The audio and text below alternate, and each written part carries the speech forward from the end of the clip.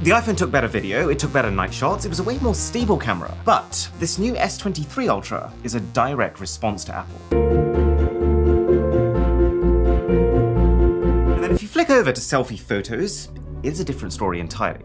I've taken over 300 selfies on both of these phones, and thanks to the new dual pixel autofocus on Samsung, not a single one of my S23 ones are out of focus. Now, when it comes to the front-facing camera, we have this front daytime shot with the sun behind me, so this was quite a difficult one to handle, and as you probably guessed it, the iPhone blew out the highlights once again. Plus, it gets skin tone spot on, brightening and smoothing your face a little to make you the center of attention. It sharpens up face details like eyelashes and beards, but it does so while nailing that balance between wanting a crispy, detailed, realistic photo. So sadly, no improvements here at all since September. The iPhone just blows the highlights almost all the time.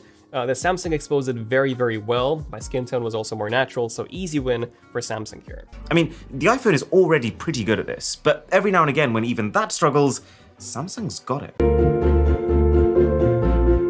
So what about zoom? They both have a 3x optical zoom lens, so let's see which one is better. Well, there's a significant difference in favor for the iPhone. Take a look at how much clearer the image is and how much more detail we have in the shadows. Hey, do you want to guess which phone wins the zoom category? Well, Apple has a single 3x zoom camera, Samsung has both a 3x and a 10x camera, and you can actually see the phone's improved AI layering in extra detail even after the shot has been captured. Thing is, the Samsung also has a second optical zoom lens, which is a 10x module. And we actually got some very interesting results here. Of course, the Samsung was better. If you take a look at the bridge, it was much sharper. But if you take a look at his building here, the iPhone was actually very close. Samsung then falls behind between 3x and 10x, because while both phones have 3x optical zoom cameras, Apple's can see further. And then as soon as you pass 10x and Samsung's second zoom camera kicks in, it's a whitewash. So here we have 3x zoom with night mode enabled. This was taken on the 3x telephoto module on both, and here they're both very, very good. The iPhone is a bit better,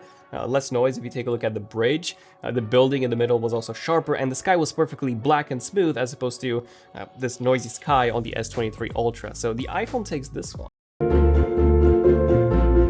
Tested the high-res modes on both of these phones, so the full 200 megapixel resolution on the Samsung compared to the 48 on the iPhone, both being JPEGs. First things that I was really surprised to see is the real-time high dynamic range in Samsung's video. So have a little look at the sign in this shot. Because it's noticeably brighter than everything around it, it's overexposed on the iPhone. But Samsung has recognized the brightness of that sign and specifically dialed it down so that it still remains readable. This year, the 200 megapixel S23 Ultra simply just blows the iPhone out of the water. Just look at the detail, especially when it comes to not just the sharpness, but also the shadow detail and the colors. Yeah, the improvement here is just gigantic. Okay, let's start with detail. Both phones have a normal auto mode, and then their own separate super resolution modes. Samsung's is 200 megapixel, Apple's is 48. And Apple's is more often than not slightly more detailed. Starting off with this first outdoor shot, this is a generic photo that you would get when it's bright and sunny outside. And here, I really like the colors of the S23 Ultra. They're way more pleasant. And when you zoom in, you'll see that the S23 Ultra is also more detailed. So the S23 does take this one. Samsung does have a lot of different high-res options. You've got 200 megapixel mode, 50 megapixel mode. You've got an entirely separate app called Expert RAW, where you can take high-res RAW photos. If you take a look at the tree to the right, Samsung is a bit more detailed, so we have more shadow detail a tiny bit.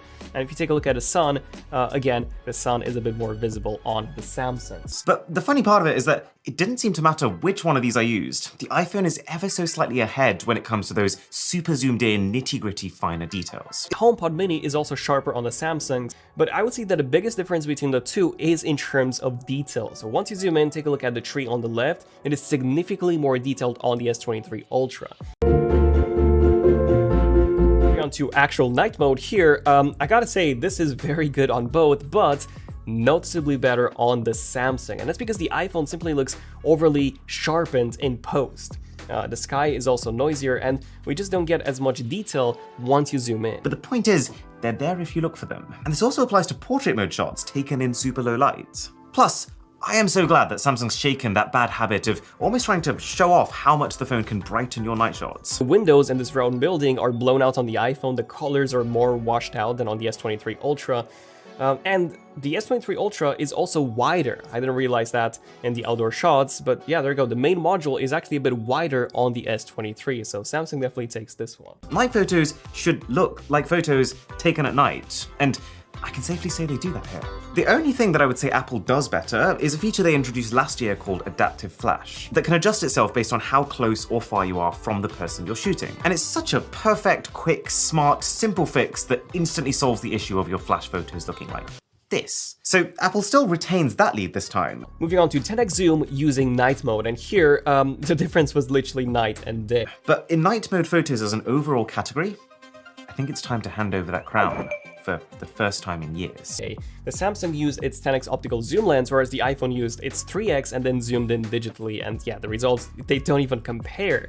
The S23 Ultra looks like a normal photo, whereas the iPhone looks like a potato. So yeah, the S23 definitely takes this one. That day, my friends, is long gone. Samsung's really improved both the realism, successfully simulating all the subtle signs that you're actually using a big old DSLR camera, and also edge detection. We tested portrait mode with our model, Ren. The biggest difference was the individual hairs, the separation on her fur, which Samsung did it perfectly. The iPhone really didn't do that. However, the iPhone managed to blur her fur gradually, which was very impressive. That's likely thanks to that LiDAR module. However, the iPhone messed up on the left-hand side as it got a random object in the frame, so Samsung definitely wins here. I've tried it on animals too, and while the edge detection doesn't work quite as well, since these portrait mode algorithms are mostly trained on people's faces, the S23 genuinely still makes them look. When it came to the background separation, the iPhone did a better job this time. Samsung got the leaves on the right in focus where they shouldn't have been, and same goes for the leaves at the top. The iPhone definitely wins here. And you know what else Samsung just does better?